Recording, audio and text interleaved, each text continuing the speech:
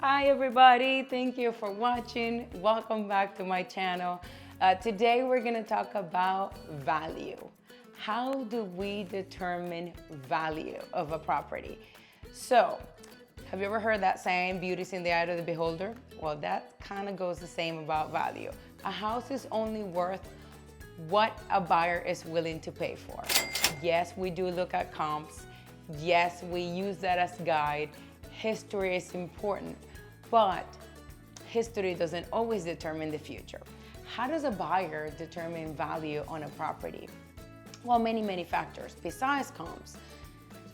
Everything that's in the house helps determine value. For example, upgrades, how the house is decorated, how the house feels, how the house lighting is, where it's located.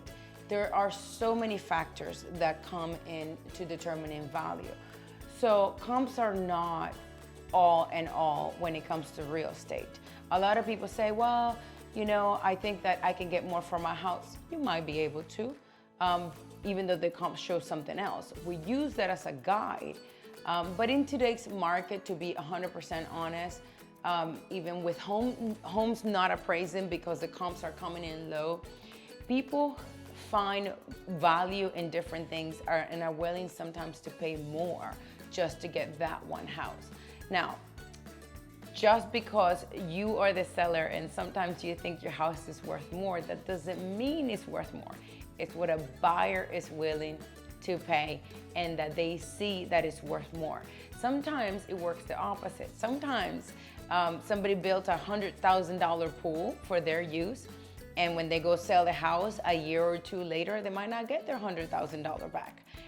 Why? Because they built it for them and the buyer might not see the value, not penny for penny of what they pay. So keep that into consideration.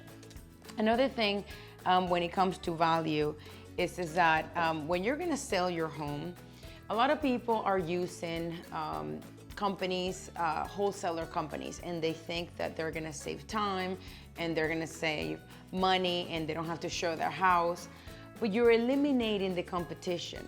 Sometimes you create more value by having competition. If you have only one buyer and your buyer tell you, I'm gonna pay you, $500,000 for your house, okay, that's what it's worth because that's what a buyer is willing to pay you. But when you have 10 buyers and more buyers are willing to pay more than $500,000 for your house, then you get a higher value because they're competing with each other. So sometimes going with the wholesaler companies, nothing against them, and I'm not gonna name any, but selling outside of the traditional real estate market or the traditional medium, which is hiring a realtor and selling it in the open market, sometimes it's shooting yourself in the foot because you're not gonna get more for your money or for your house. You're gonna just get what that one buyer is willing to offer you. So keep that in mind when it comes to selling your house. And then if you're a buyer, right now, because you're in that position of competing with a lot of buyers, you can do things to offer more value to the seller. For example, writing a letter. You can offer more value by writing a story or your story particular to the seller that will help them or make them inclined to choose you as a buyer. So there are many things or ways to look at value. But when it comes to real estate, to be open-minded because there are many ways to determine that. Hope you have a great day and thank you for watching.